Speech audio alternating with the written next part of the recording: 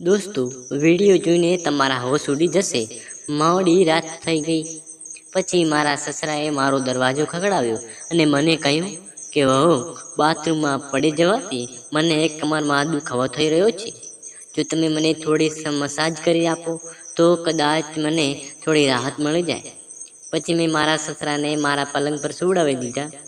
આ પછી શું થયું તેની કલ્પના પણ નહીં કરી શકું, કારણ કે આ પછી તો મારું જીવન સંપૂર્ણપણે આનંદદાયક થઈ ગયું.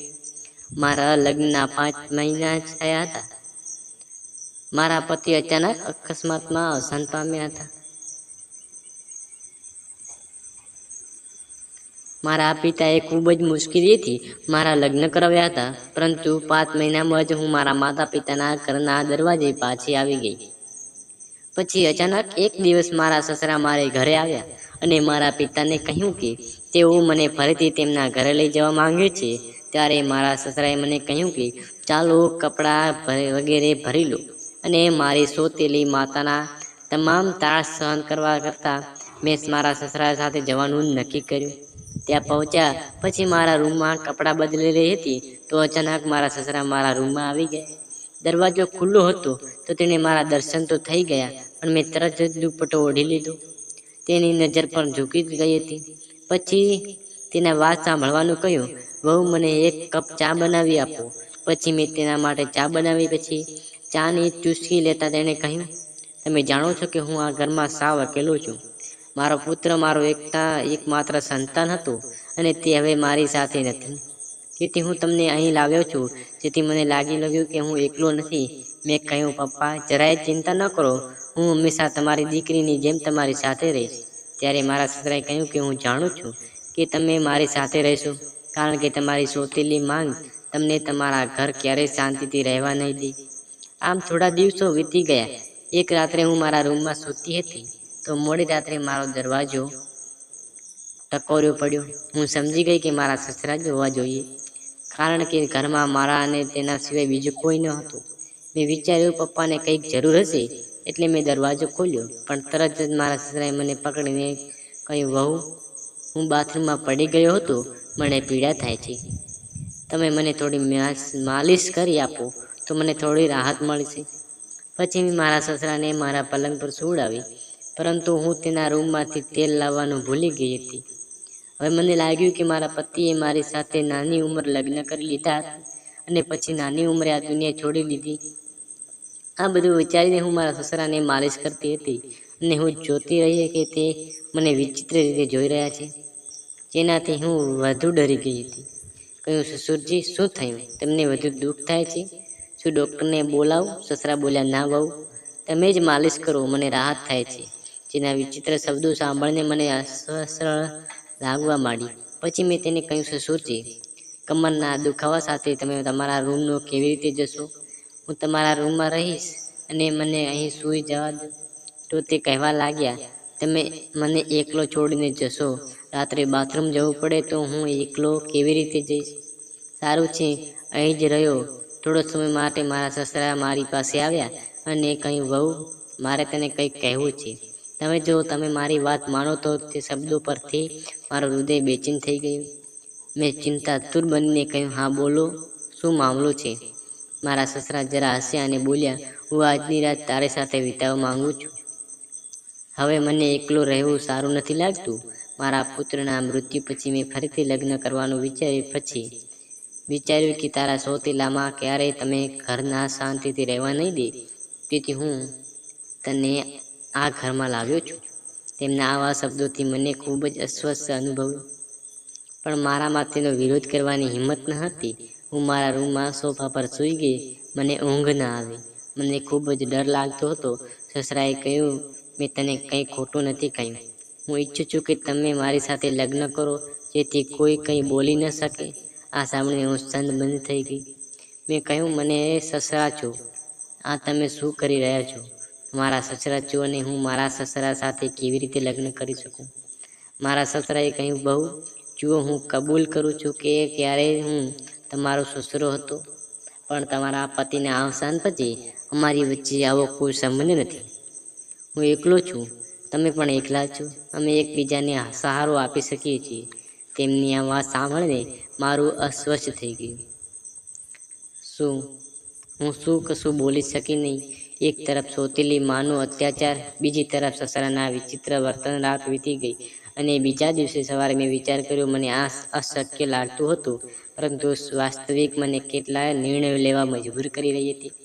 પહેલા થયું, હું જઈને મારા પપ્પા સાથે વાત કરું છું, પણ મારા પોતાના પપ્પાની આ બધી વાત કરવાની મારી હિંમત ન હતી, કારણ કે હું જાણતી હતી કે મારા પપ્પા સાથે વાત કર્યા પછી તેઓ મને સમજી શકશે નહીં.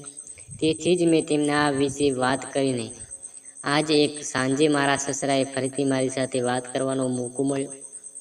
તેણે કહ્યું, વહુ, મેં તને કહ્યું હતું કે કંઈ ખોટું નથી. હું તમે મારા જીવનમાં ઈચ્છું છું. તમે બધું જ શુદ્ધ આપીશ, પણ હું એકલો જીવી શકતો નથી. મારું જીવન ફક્ત તમારી સાથે પૂર્ણ છે.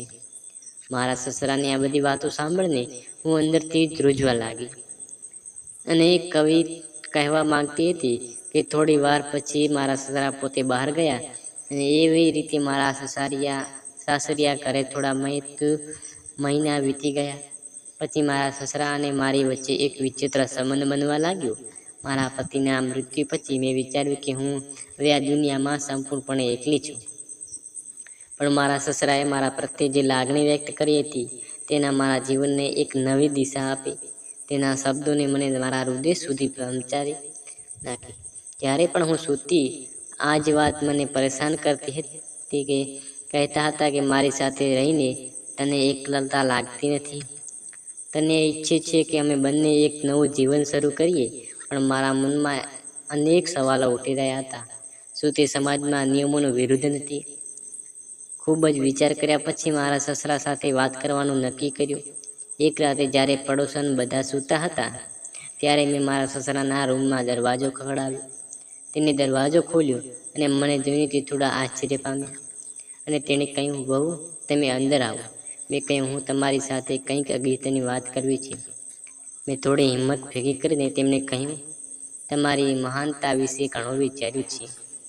હું સમજી શકું છું કે તમે એકલતા સાથે સંઘર્ષ કરી રહ્યા છો અને તમને જીવનસાથીની જરૂર છે.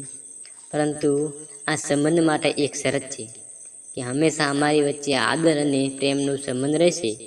તમે મને દીકરીની જેમ માન આપશો ને હું તમને પિતાની જેમ માન આપીશ. તેને મારી વાત ધ્યાનથી સાંભળી અને થોડી વાર પછી કહ્યું કે તારી શરત સ્વીકારું છું. તમારું આ સન્માન હું હંમેશા જાળવી રાખીશ. તેમની આ વાત સાંભળીને મારા હૃદય પરનો બોજ થોડો હળવો થયો. થોડા દિવસો પછી અમે એક નાનકડી વિધિમાં લગ્ન કરી લીધા. સમાજની નજરોમાં લગ્ન સામાન્ય હતા, પરંતુ અમે અમારી પરિસ્થિતિ સ્વીકારી લીધી હતી. લગ્ન પછીના દિવસો મારા માટે ખૂબ જ પડકારજનક હતા.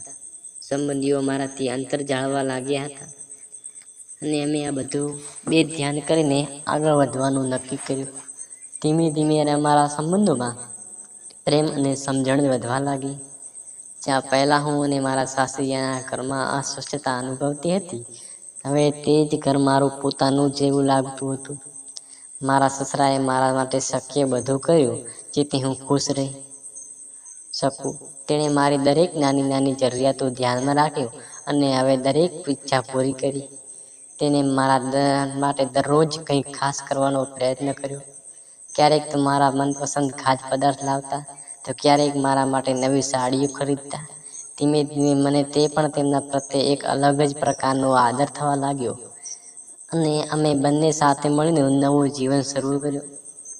મારા સસરા હવે મારા જીવનનો અભિન્ન અંગ બની ગયા હતા. અમારી વચ્ચેનો સંબંધ હવે માત્ર સસરા અને પુત્ર વધુનો ન હતો, અને બે હૃદયના મજબૂત સંબંધ બની ગયા. તેને દરેક સમયે સહારો આપ્યો. જ્યારે મને તેમની જરૂર હતી, તેણે મને ફરીથી હસવાનું શીખવાડ્યું, નવો જીવન દ્રષ્ટિકોણથી જોવાનું શીખવ્યું. લગ્નનો થોડો સમય પછી મને સમજાયું કે અમારી બંનેનો આ નવો સંબંધ મને દિશા આપી રહ્યો છે. અમે સાથે મળીને ઘણી મુશ્કેલીઓ સામનો કર્યો અને દરેક એક વખતે એકબીજાને સાથ આપ્યો. અમે સમાજના ઘણો સામનો કર્યો, પરંતુ અમને અમારો નિર્ણય પર ક્યારેય પસ્તાવો નથી થયો. ધીમે ધીમે અમારા સંબંધમાં એક નવા પ્રકારનો અને આદર લાવવા લાગ્યો. તેની સાથે વિતાવેલી દરેક ક્ષણ મને કંઈક નવા શીખવ્યું અને મને સમજાયું કે ક્યારેય જીવન આપણને એવા વળાંક પર લઈ જાય છે કે અમારા નિર્ણય પર પુનઃ વિચાર કરવો પડે છે. આજે હું અને મારા સસરા સાથે નવું જીવન જીવી રહી છું. અમારી વચ્ચે પ્રેમ અને આદર પહેલા કરતાં વધુ મજબૂત છે. તે મારા જીવનની સૌથી મહત્વપૂર્ણ વ્યક્તિ બની ગઈ છે. તેની સાથે વિતાવેલ દરેક ક્ષણ મને શીખવ્યું છે કે જીવનમાં ગમે તેટલી મુશ્કેલીઓ આવે, જો આપણી પાસે યોગ્ય જીવન સાથી હોય તો આપણે બધું જ કરી શકીએ છીએ. આ રીતે અમારી વચ્ચેનો સંબંધ ધીમે ધીમે ગાઢ થતો ગયો. તેમની સાથે વિતાવેલી દરેક ક્ષણે મને જીવનને નવેસરથી કેવી રીતે જીવવું તે બતાવ્યું.